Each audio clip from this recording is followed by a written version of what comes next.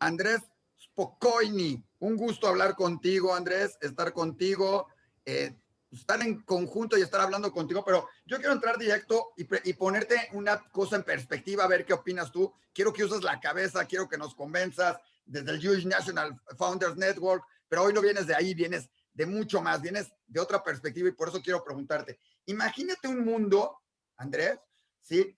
Donde un excluido de la sociedad, alguien que está sacado de la sociedad, que no pertenece ni a uno ni a otro lado, que tiene problemas de identidad, que es un judío, pero no vive como tal, digo, a ver, como somos unos, de repente puede cambiar al mundo, tiene cómo, lo quiere cambiar, pero está excluido y está viendo todo como desde arriba, desde otro lado. ¿Quién sería un personaje así? Es como un impío que está fuera de la sociedad, que está excluido, ¿no? Exacto, exacto. Y este es el personaje de mi libro, y es más, yo te diría más, solamente alguien que está fuera de la sociedad puede ver, puede producir cambios tan profundos. Y si lo piensas de una cierta manera, todos los grandes cambios sociales provienen de gente que está en los márgenes.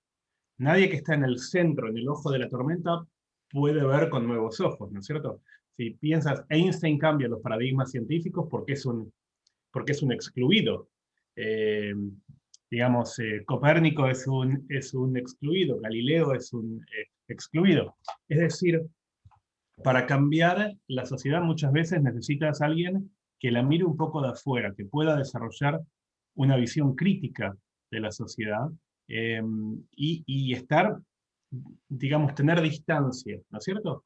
Y el personaje del libro este, el impío, es justamente un impío, alguien que está fuera, que es rechazado por todos, y eso le permite entender al mundo de una manera muy, muy distinta y ver cosas que otros no ven. Ahora, si lo piensas de alguna manera, los judíos muchas veces cumplieron ese rol en en la historia humana. No, no es en vano que muchos de los revolucionarios, ya sea en ciencia, en política, en, en arte, son judíos precisamente por el lugar de los judíos como alguien con un pie adentro y un pie afuera de la sociedad. Oye, Andrés, parecería que estamos hablando del tiempo actual, parecería que estamos hablando de hoy, ¿sí? Y además, qué bueno que lo dices, yo te lo preguntaba así como imagínate, y lógico, estamos hablando de tu novela, que es más real que la vida real, pero parecería que es hoy, ¿sí? A eso, hablamos de un doctor que puede cambiar al mundo, que lo está revolucionando, hoy con una pandemia que también, aún sin saberlo, tú ya la pronosticaste en tu libro, que estamos, pero esto es de hoy, porque hoy nos podemos identificar muchos, como tú lo dices, con tu personaje y con los personajes. Ese judío que de repente es obligado a no ser judío, o que es católico, pero que de repente descubre que es judío. Hoy que se habla tanto de este tema, ¿qué tan actual es? ¿O estamos hablando de otra época tan parecida a la nuestra? Mira, creo que esta es la pregunta clave, ¿no es cierto? Para mí esto es un libro que transcurre en el siglo XVII, pero los dilemas que presenta este libro son dilemas muy, muy actuales. Vamos a, primero expliquemos un minutito sobre la historia para los que no han leído el libro todavía, espero que lo Magnífico. lean pronto. Yo lo estaba dejando para Sin que después spoilearlo, nos...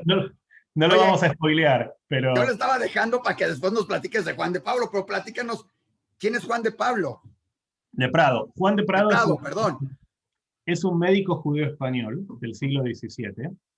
Él es un judío secreto, o un marrano, como se lo llama, en España. Él en su juventud descubre que él es judío, como muchos conversos eh, vivían en un falso catolicismo.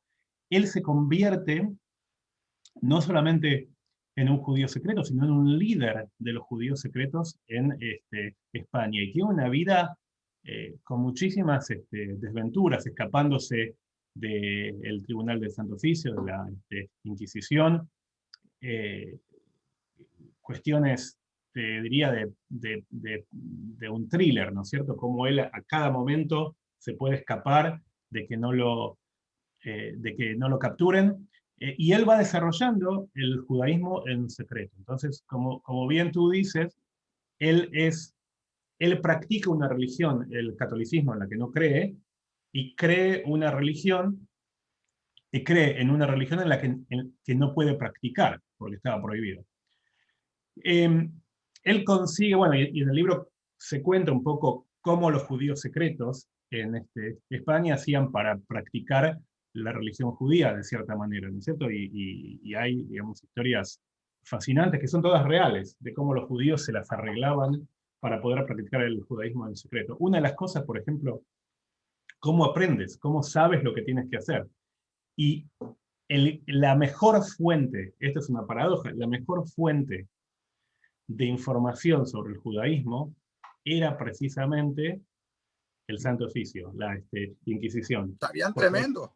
Es porque la más, hasta sabían de la comida por ahí. claro, porque la Inquisición tenía que saber sobre judaísmo para identificar judíos. Entonces los judíos secretos usaban los manuales inquisitoriales para saber cómo practicar el judaísmo. En todo caso, él finalmente consigue irse de España. Él es médico, como dije, es médico de plaga, médico de pobres durante las pestes, y vamos a hablar un poquito de esto, pero él se va como médico personal del cardenal primado de España, Pimentel y Zúñiga, y se va a Roma, o sea, se mete directamente en la boca del lobo, en el Vaticano. Y después consigue escaparse de ahí también y termina en Ámsterdam. Ámsterdam era el centro donde todos los judíos españoles se podían escapar. Era el único país en la época que tenía libertad de culto, era un lugar relativamente moderno, era una república, por ejemplo.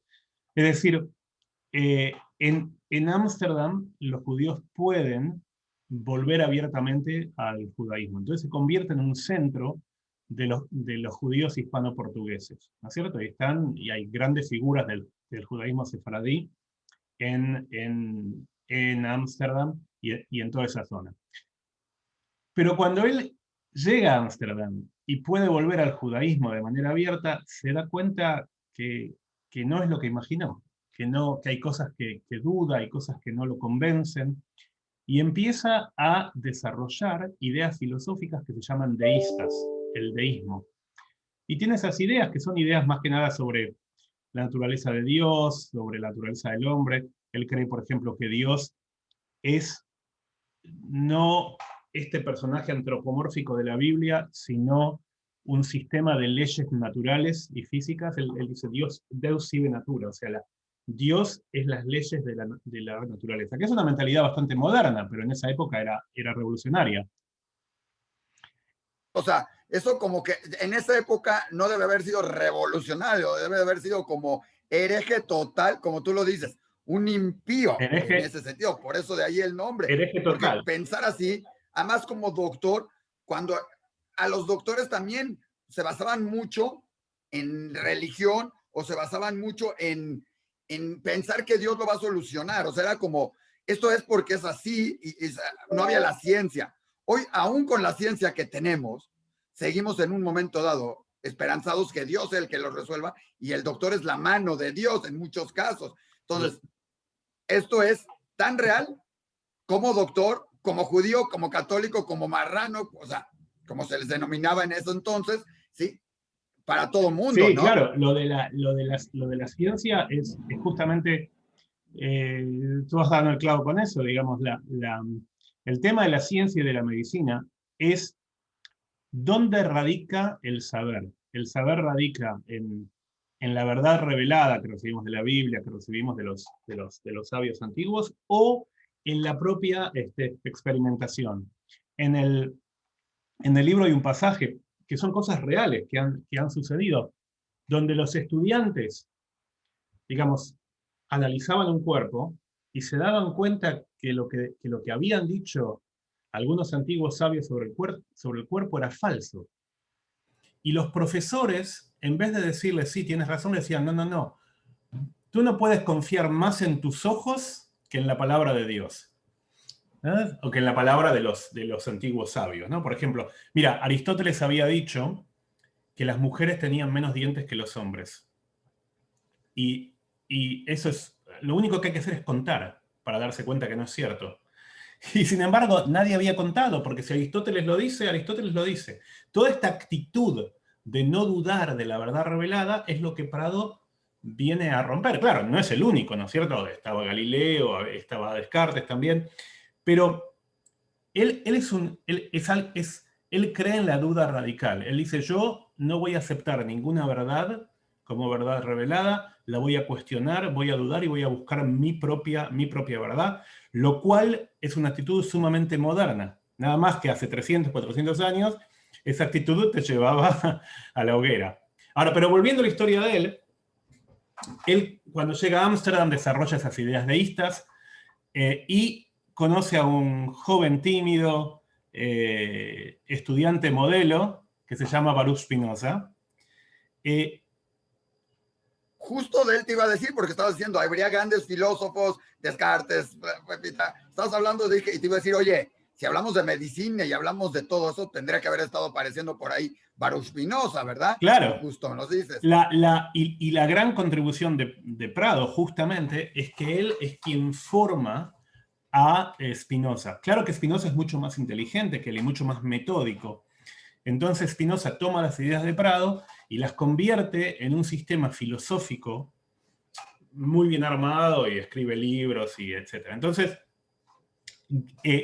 a través de Spinoza, estas ideas deístas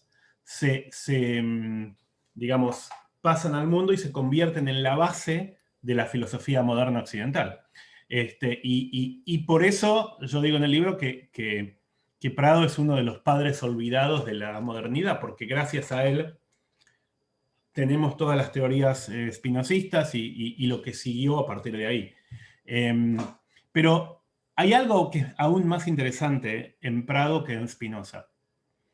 Tanto a Prado como a Spinoza los excomulgan el mismo día. Les hacen un jerem a los dos, ¿no es cierto?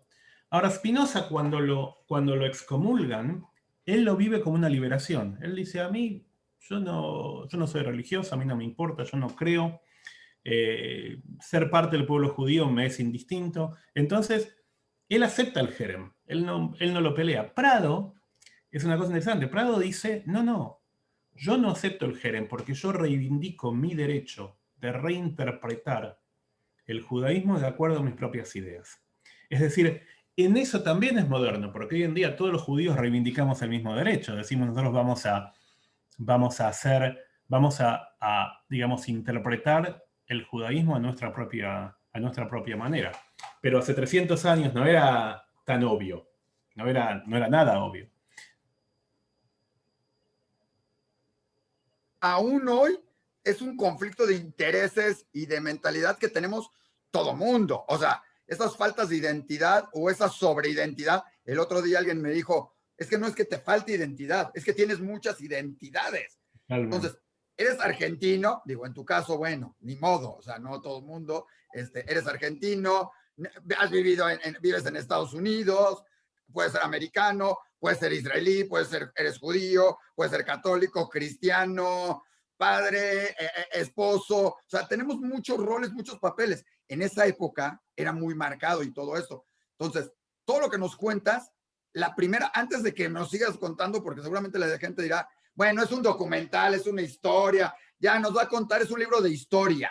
Es un libro de historia, pero es una Claro, claro, novela, claro. o sea, No es con un, cosas que... no es un libro de historia, o sea, es una novela histórica. Y lo que tú dices es cierto, es una novela que trata, y de hecho me hace pensar en algo. Yo elegí conscientemente escribir este libro como una novela, primero porque la vida de él, más allá de las ideas filosóficas y todo, es una vida con aventuras, con romance, es una figura, eh, también no es una figura perfecta, es un mujeriego empedernido, le gusta la juerga, es una especie de pícaro del siglo de oro español, como en las novelas de Quevedo, en fin. Estamos hablando de un personaje sumamente colorido, sumamente pintoresco, un personaje trágico. Entonces, todo eso me pareció que en un libro de historia no se captura, digamos, eso por un lado. Pero por otro lado, lo que tú dices es sumamente importante, el conflicto que tiene él con sus identidades preanuncia los conflictos que tenemos nosotros con nuestras identidades. Es decir, no es solamente que anteriormente no se tenían esos conflictos, es que anteriormente tu identidad te la daba la pertenencia a un grupo. Tú eras judío, tú eras católico, tú eras carpintero, lo que sea, la sociedad te decía que era lo que tú ibas a hacer toda tu vida, y nadie cambiaba. La diferencia es que en la edad moderna, y lo que nos pasa a nosotros, es que tenemos la capacidad y hasta la obligación de elegir nuestra propia identidad. ¿No es cierto? Y eso es lo que le pasa a Prado. Prado es de los primeros hombres que pueden y tienen que elegir entre diferentes identidades, digamos, contrapuestas. Y esto es, como tú dices, lo que nos pasa a todos nosotros. Nosotros vivimos en un mundo de, como tú has dicho, demasiadas identidades, donde todo el tiempo tenemos que, las identidades, tenemos que, de alguna manera, dirimir conflictos entre esas identidades y construir nuestra propia identidad con pedazos de todas esas. ¿Tú quién eres? ¿Argentino, americano, israelí, judío? Bueno, un poquito de cada uno y armo mi propio puzzle, ¿no es cierto? Esto es algo que es eminentemente moderno. En la época de Prado eso no existía. Eras quien la sociedad te decía que eras y punto.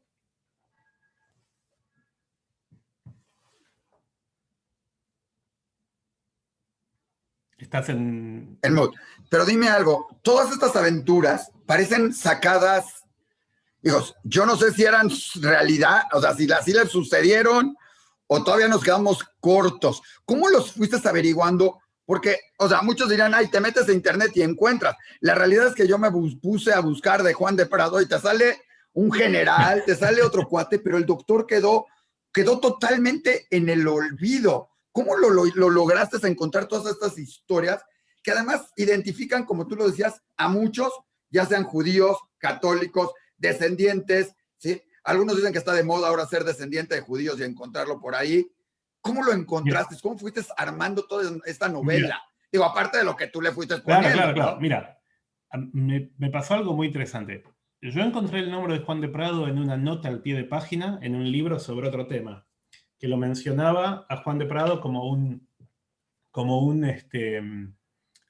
alguien que contribuyó a la revolución espinosista, ¿no es cierto? Como lo mencionaban, uno de los que influenciaron a Spinoza. Y yo conozco bastante esa época histórica y dijo, jamás había escuchado este nombre, vamos a ver de qué se trata. Y empecé a buscar y como tú dices, es muy difícil encontrar historias sobre él, porque lo que pasa es que Spinoza se convierte en tan importante que lo eclipsa a él.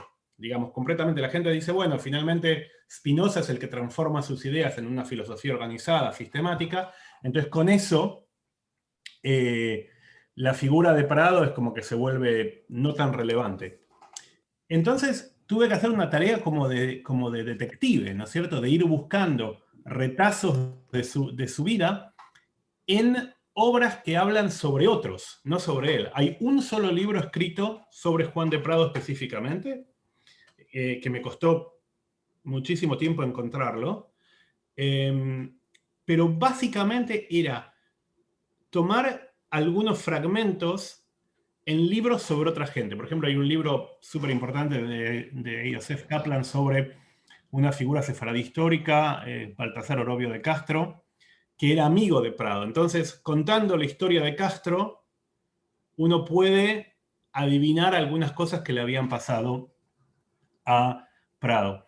Y a medida que fui encontrando la historia, me di cuenta que la historia era fascinante. Cuando yo empecé el libro, yo pensé, bueno, voy a inventar el 90% de la vida de este hombre, porque primero porque no debe haber tenido una vida tan interesante y porque además no hay información. Pero lo que me di cuenta son dos cosas. Primero que a través de terceros pude encontrar información y segundo, que nada de lo que yo podía inventar superaba a la realidad.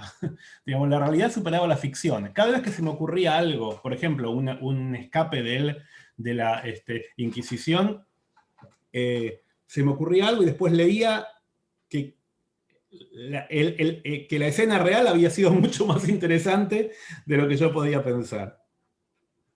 Hay cosas que no se me pueden ocurrir. Que él se escapa de España, por ejemplo, convirtiéndose en médico personal del cardenal de la iglesia que lo estaba persiguiendo, es increíble, supera la ficción. Jamás se me hubiese ocurrido algo así. Sí, bueno, o sea, que primero la ocurrencia y la genialidad, que te acepto, o sea, te habla de la calidad de doctor que era también, de la facilidad que tenía para todo esto, pero es como de cuentos, o sea, hoy en día está muy de moda el storytelling, o sea, todo el mundo te dice, es más, tú trabajas en una fundación que se dedica a ayudar a la gente a recaudar fondos, y lo primero que te dicen es, cuenta historias, la gente Claro. se emociona con las historias, cuéntalas, no des datos, o sea, estamos muy acostumbrados a, se necesita tanto, haz esto, se construyeron, hubo tantos judíos por acá, todo esto, y hoy entramos al storytelling. Eso es lo que te lleva a ir contando esta historia. Bueno, este cúmulo de historias, porque sucede en cada aventura que realmente las podría tomar. Bueno, hoy que se asociaron dos importantes compañías de televisión para crear ese tipo de contenidos, la podrían tomar y hacer la película de cómo lo va sucediendo, o series, ya sabes, esas de las de streaming que nos pasamos viendo toda la pandemia, ¿verdad? Pero esto es lo que te va, ¿qué te sorprendió? Dime, cuando empezaste a saber toda la historia, aparte de lo del doctor, de que se volvió el doctor de la corte, bueno, del inquisidor en pocas palabras, ¿qué te sorprendió? ¿Cuál fue el momento que dijiste de alguno de esos relatos? No nos cuentes el final, pero platícanos un poquitito así de, un fragmento así de decir, hijos, para que se pique la gente, decir, ay, en serio, ¿y qué pasó con él, no? Es una pregunta interesante, porque en realidad, mira, en realidad hay muchísimas historias que me sorprendieron, pero lo que más me sorprendió fue esto que te decía antes, cómo se las arreglaban para aprender sobre el judaísmo en secreto. Eso me pareció fascinante. Como, por ejemplo, y también lo que me sorprendió a medida que escribía la historia, es cómo algunas prácticas que tienen los sefaradíes hasta el día de hoy vienen de aquellos tiempos de persecuciones inquisitoriales. Mira, te voy a dar ¿En un serio? ejemplo. O sea, Mira, acabamos de hablar con sobrevivientes, con hijos de sobrevivientes del Holocausto y hubo cosas que se quedaron. Seguramente se nos va a quedar al futuro. Pero a ver, platícanos cuáles de estas mira, costumbres. por ejemplo, la Inquisición tenía varias formas para ver en dónde había judíos secretos. Una de las cosas que ellos hacían es se fijaban en Shabbat, el viernes a la noche, quién usaba una camisa limpia. Porque los judíos nos metimos. Entonces, los sefaradíes, hay muchos sefaradíes que hasta el día de hoy tienen una superstición que no saben de dónde viene, que es de cuando se ponen una camisa nueva, la tienen que arrugar. La Para que no se arrugan vea que es nueva y no la para que descubran. no se vea que es nueva. No. Otra superstición, por ejemplo, sefaradí, es que no se señala al cielo. No se señala Para al que no lo cielo. reconozcan que están hablando a Dios. No, porque lo que la Inquisición decía es, si un sábado a la noche tú ves gente señalando al cielo, ¿qué están haciendo? Están contando 3 estrellas para ver Claro, si salió el Shabbat. ¿No es cierto? claro.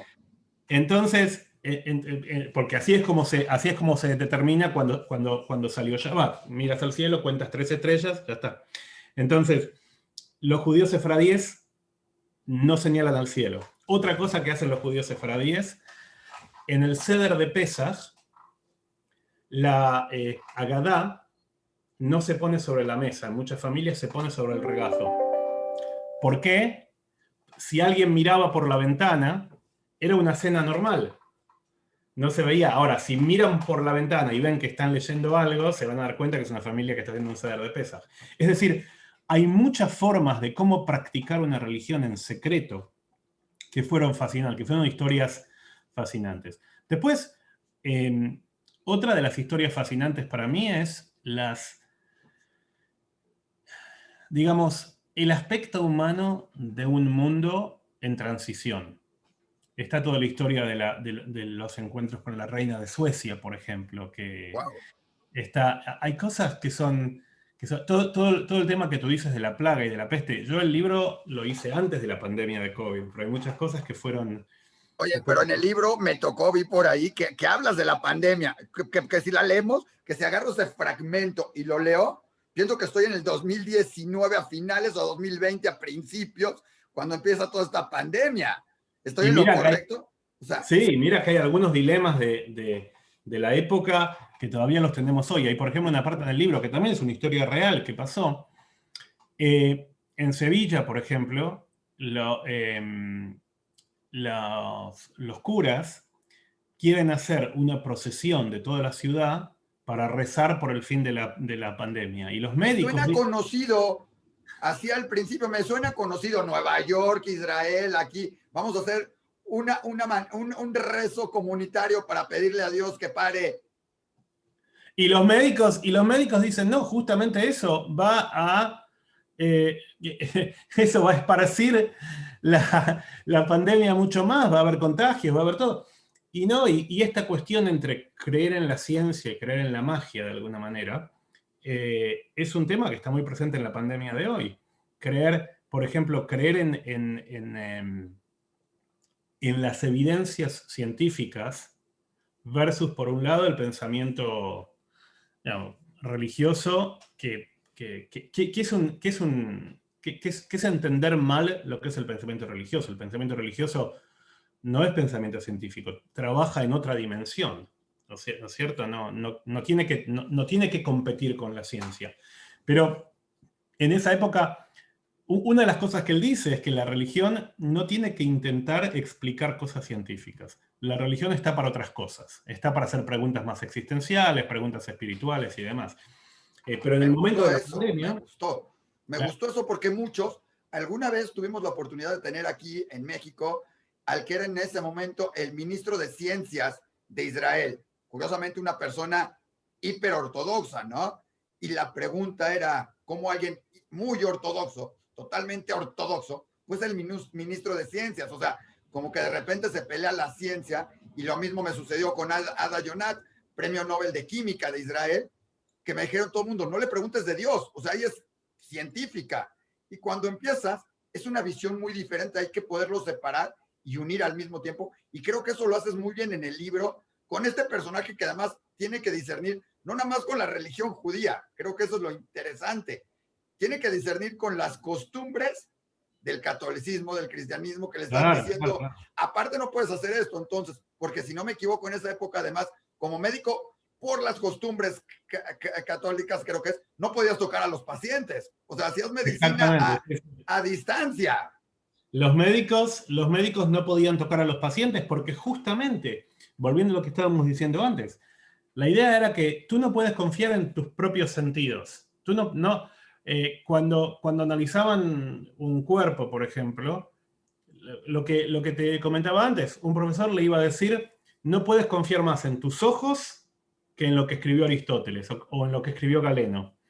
Entonces, tocar a un enfermo no era solamente un tema de pudor, de no toques a los enfermos, era también un tema de no confíes en tus propios sentidos, confía en la verdad revelada. Y yo creo que la religión, como Ada Yonat, que tú trabaja en otra dimensión. La ciencia responde al cómo, la ciencia describe, la ciencia explica, pero la ciencia no te responde al por qué. ¿No es cierto? La ciencia te explica cómo fue creado el mundo, pero no te explica por qué fue creado el mundo. Bueno, cuando no encuentras la explicación, siempre es cosa de Dios, entonces no hay ningún problema. Cuando ya no lo encuentras, ya es así lo quiso Dios y ya estamos con eso y solucionamos el problema. A mí lo que me gusta también mucho de tu libro, y déjame decírtelo, es que, como tú lo dijiste, es también una manera de conocer mucho de lo que sucedió, de cómo vienen nuestras costumbres judías, pero también es mucho para los no judíos que de repente tienen costumbres que dicen, no sé de dónde salieron. Te platico rápido. En alguna ocasión con un cliente, le dije, yo buen judío, buen todo, le dije, estaba muy emocionado porque un gran proyecto, un gran trabajo, es como si te fueran a donar para ti, o el gran cliente que te fuera a donar unos cuantos millones, ¿sí? Acá era el gran cliente, y me dice, acabamos la reunión, y me dice, me tengo que ir, es alguien que tiene en su oficina una cruz más grande que su oficina, trae colgada acá una cruz más grande, o sea, siempre lo platico, es totalmente cristiano católico, o sea, creyente totalmente, y le digo, ¿qué tal si nos vemos para continuar la reunión? ¿Cuándo? Pues no puedo, mañana, el viernes en la tarde, ¿sí? Digo, yo bien religioso, viernes en la tarde, ¿no? Y él se voltea y me dice, viernes en la tarde yo no puedo.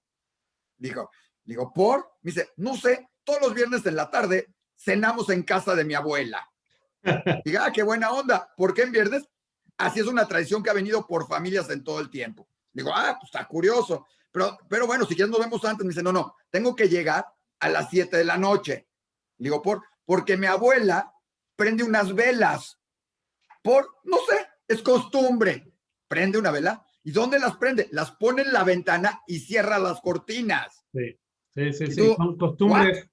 Son costumbres que vienen de esa época y es más, te voy a decir, en el libro yo cuento, por ejemplo, muchas comidas típicas españolas Eso te iba a decir. que surgen, mira, por ejemplo, el cocido madrileño, el famoso cocido madrileño, que hoy en día es una comida típica, o el cocido portugués, es el cholent, o es la dafiná.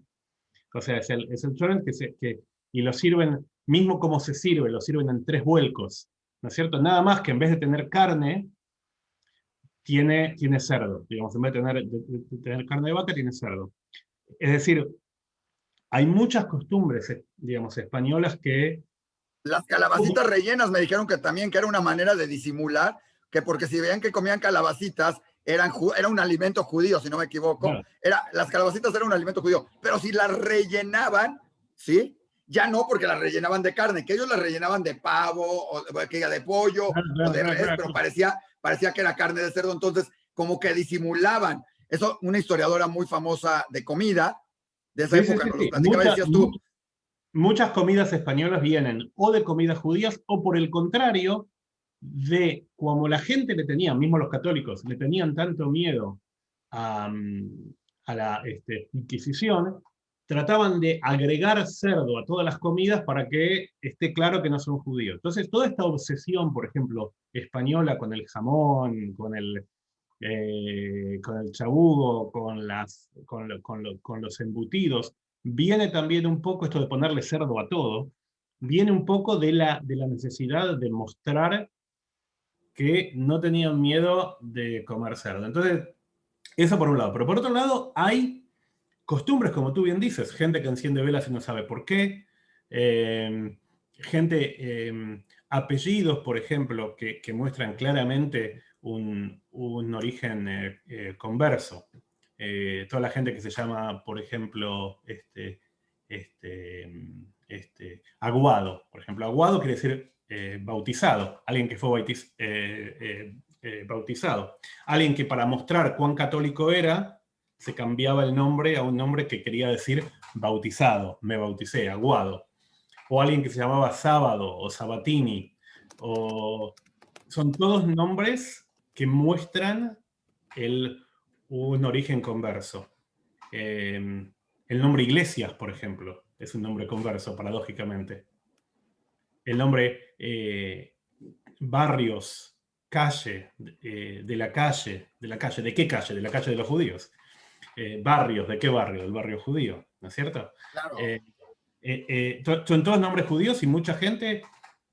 Mira, en el libro se ve que había tantos judíos secretos, y de hecho árabes secretos también, digamos, musulmanes secretos, que gran parte de la población española y por lo tanto de las Américas también, tiene de alguna manera u otra orígenes conversos.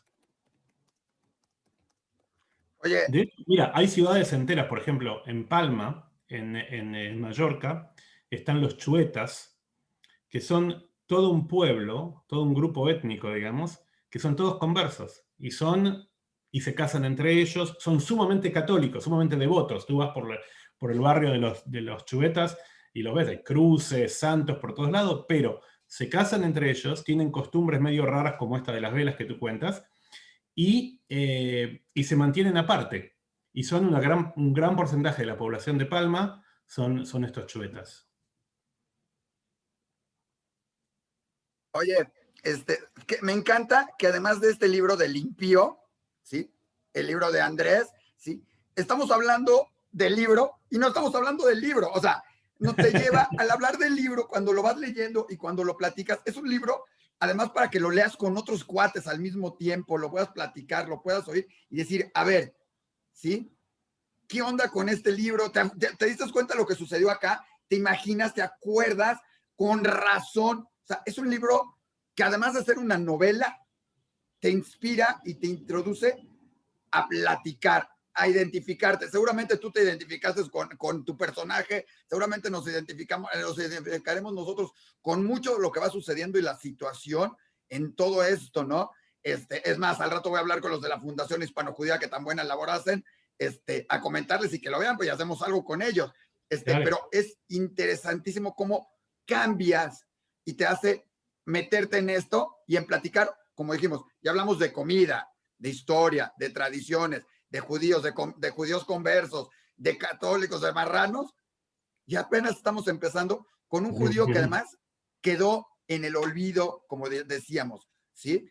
Claro, sí, mira, es la riqueza de la historia y más que nada es la riqueza de los momentos de transición. A mí, si tú me preguntas a mí, si tengo que elegir uno de los temas del libro, es el tema este de vivir en momentos de transición. Pero lo que le pasa finalmente a Prado es como la perplejidad, el desarraigo de vivir en un momento donde el mundo está cambiando muy profundamente. ¿No es cierto? Ese es un poco el problema. Tenemos una situación en donde el mundo está cambiando muchísimo y digamos, el mundo viejo murió, pero el mundo nuevo todavía no nació. Y él está como suspendido entre dos momentos históricos. Y a mí nos pasa a nosotros también, en cierta manera.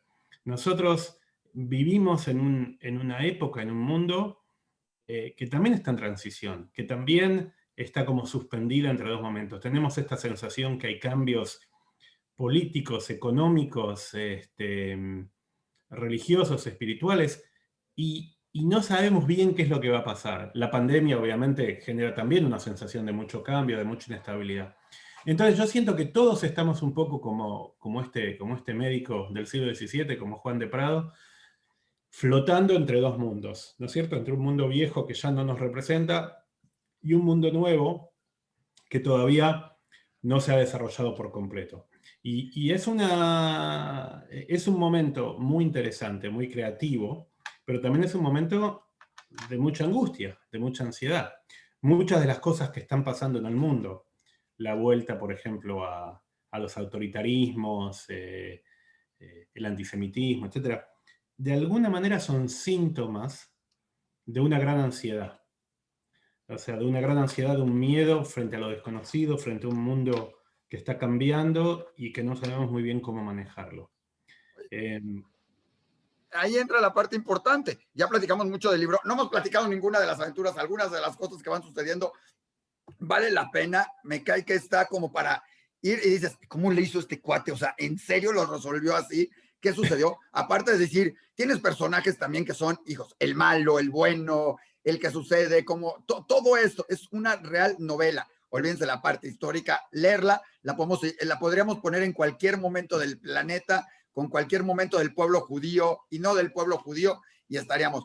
Estoy enseñando ahí en portada un poco el libro. La portada también está bien interesante, no sé cómo la sacaron, pero está bien interesante porque mezcla cosas que podrían identificarse con Israel, que identifican al judaísmo, que identifican a todo mundo, a la medicina, los cuervos, todo esto. Tú hiciste la portada, ¿cómo salió la portada? Platícanos un poquito porque la portada la estamos viendo aquí y está por demás interesante. Sí, sí, la portada es hermosa y la portada en realidad es obra de la gente de la editorial. Un poco platicamos sobre los temas que yo quería poner. Yo dije, para mí era importante el tema de las peregrinaciones, por eso el caballo, que digamos el jinete en marcha, o sea, es alguien que viaja por todo el mundo conocido en esa época, el tema de la medicina, el tema de la dualidad, por eso los dos cuervos mirando uno para cada lado. Es decir, el tema de los judíos, como tú ves ahí, hay símbolos judíos, pero también está el símbolo del Santo Oficio, es decir, los libros y la Torá, o sea, la cuestión del saber secular y el saber religioso. Es decir, la gente que lo diseñó capturó perfectamente la esencia del libro. Me parece que ha hecho... Incluyendo hasta el marquito que parece de los libros de rezo judíos, tan comúnmente que era el que se Exacto. usaba así. Es el marquito que se ponía, o la estrella de David con las, digamos, con las con las luces saliendo hacia arriba y hacia Sí, abajo, sí, sí, sí, muy sí, sí. utilizado en la parte de todos los que son, que se consideran judíos o les gusta la religión judía, pero se usa mucho, son cristianos católicos, pero creen en el judaísmo. Todos esos conceptos, incluyendo la paloma con el olivo y todo eso, y lógico, los libros hasta abajo y las partes médicas, la verdad, desde que ves la portada te inspira a decir, bueno, ¿de qué trata esto? ¿No? Claro, claro. No, no, es una portada muy bonita. Me gustaría decir que se me ocurrió a mí, pero la verdad fue obra completa de los artistas que tienen ahí en Penguin Random House, que, by the way, es una editorial excelente. Tienen, digamos, producen libros espectaculares y tienen una relación con el autor. A mí me asustaron como nuevo autor, me dijeron, no, mira, las editoriales son así, son así. Mi experiencia con Penguin Random House fue espectacular y la selección, el trabajo que hacen con los manuscritos es buenísimo, así que les diría que cuando compren un libro, si ven que está publicado por ellos, es una garantía de calidad. Es algo que la gente no se fija, pero que vale la pena darse cuenta y Claro, todo claro, eso. claro. No, no, es Pero una vale la garantía de pena. calidad. Sí. Oye, y ahora sí, ya que hablamos del editorial, ya que hablamos de todo, o sea, qué buena onda el libro, todo, ya está en México. Digo, te estamos entrevistando, supongo que sí. Ya está en México, seguramente ya está también en internet, hoy también lo puedes conseguir, pero ya lo estrenamos, ya lo estamos presentando, ¿qué estamos haciendo con él? Bueno, el libro está en México, está en las librerías más grandes de México, está en Gandhi, Sanborns, Porrúa, las grandes casas de... La Casa del Libro, La etcétera, casa del etcétera. libro, sí, sí, ya están todas las librerías en México, en todo el país, según entiendo, o en las grandes ciudades mexicanas está. Eh, Está también en Internet, en Amazon, en Kindle, se puede comprar dentro y fuera de México. Están todas las plataformas, una se llama Kobo, otra en Todo, Amazon, en todo está. así que se puede Android, iOS, etcétera, etcétera, lo que lo comprar. quieran ver, vale la pena. Realmente, hijos, léanlo, se van a sorprender. Te envuelve en el libro, te metes en el libro, es una storytelling magníficamente llevada, porque además te deja siempre picado. Dices, bueno, hijos, ¿y ahora qué le pasó? O sea, es así como, ya no vean la serie de Netflix, lean el libro acá, porque es así. Al- Es como, ¿cuál es el siguiente capítulo? Es como darle quítate introducción, pon el siguiente capítulo, ¿verdad? alguien me sugirió que tendría que hacer una serie en Netflix. Bueno, tal vez algún O día. Amazon o todos, no se vayan a enojar las competencias ahí. Sí, Oye, exacto. tenemos Paramount, Netflix, Disney, etcétera. Que la que sea está No, bien, entonces. es Entonces, sí, no, es una historia fascinante y como te dije, en realidad no puedo tomar el crédito por la historia porque la historia es la historia real. Si de algo puedo tomar crédito es simplemente de haber encontrado datos sobre este hombre y sobre la época. Y la época es una época fascinante que ya, digamos, la época en sí misma hace la mitad del trabajo, porque lo que estaba pasando en España en esa época es fascinante, es una época de gran crecimiento, de gran gloria de España, el país que es dueño de dos mundos, etcétera, pero al mismo tiempo de enorme decadencia. La sociedad española como que se desarma, se está desfondando. Entonces ves un mundo donde conviven los oropeles del imperio con los bajos fondos de Madrid. Es una cosa completamente fascinante. Es una época eh, súper, súper interesante. Y también nos hace pensar un poco en lo que está pasando hoy en día, ¿no es cierto? Imperios que se caen, viviendo en Nueva York, como yo, tienen la misma sensación. Por un lado, Estados Unidos súper poderoso y por otro lado, lo que pasó durante la pandemia, que no pudieron manejarlo, como la sensación que la sociedad se desfonda. Son historias que son súper interesantes, pero que la relevancia para el presente las hace aún más interesantes. Andrés, pues ha sido un gusto, un placer platicar contigo. Aprendimos mucho otra vez contigo. Siempre aprendemos, siempre nos metemos, estamos con el libro. Recomendémoslo para que la gente lo siga. Ya veremos con la editorial también si hacemos algo más. También regalaremos algunas cosas ahí para que la gente se involucre. pero la verdad es una gran lección, es un gran esto, pero además está entretenidísimo. Así que aprovechen, busquen el impío, ¿sí? Que además a muchos les dejará eso. Y la última, en ese sentido, ¿por qué el impío? Y no, a lo mejor llamarlo el hereje, ¿por qué no llamarlo Ah, esto? ¿Por qué el título el impío? Que además deja mucho a que, bueno, primero tienes que conocer la palabra y te deja eso. Pero ¿por qué el título?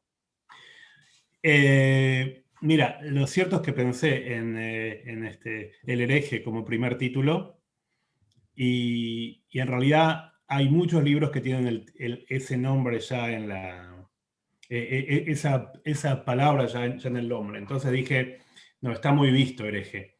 Y un amigo, un gran amigo mío me sugirió, ¿por qué no le pones impío? Que quiere decir más o menos lo mismo, pero es una palabra que además tiene un poco más de fuerza, tiene un poco más de digamos, genera un poco más de reacción. Entonces fue así, simplemente me pareció que sonaba bien, me pareció que mostraba un poco. Ahora, impío tiene varias acepciones. Una es precisamente alguien falto de compasión, que no es el caso de él. Prado es una figura muy, muy generosa, muy de dar, muy de darse. Pero tiene la otra acepción, que es alguien que no cree, alguien que no cree en ninguna religión, ¿no es cierto? Y él no es que no cree, como decíamos antes, sino es alguien que duda de todo. Entonces me pareció que era, digamos, aceptado que era una buena palabra para poder describir esa actitud. Creo que lo describe perfecto, creo que vale la pena leerlo. Averigüen por qué es el impío, ¿sí? Porque es un judío, ¿sí? Que quedó en el olvido, ¿sí? Que revolucionó el mundo y que estaba olvidado, como dijimos, hasta ahora, que Andrés nos los trae en este libro. Muchísimas gracias, Andrés. Es un gusto siempre. Y pues a continuarlo leyendo, ya estaremos platicando después cómo vamos con eso y ya te daremos nuestros puntos de vista al respecto. Buenísimo, con muchísimo gusto, con muchísimo gusto.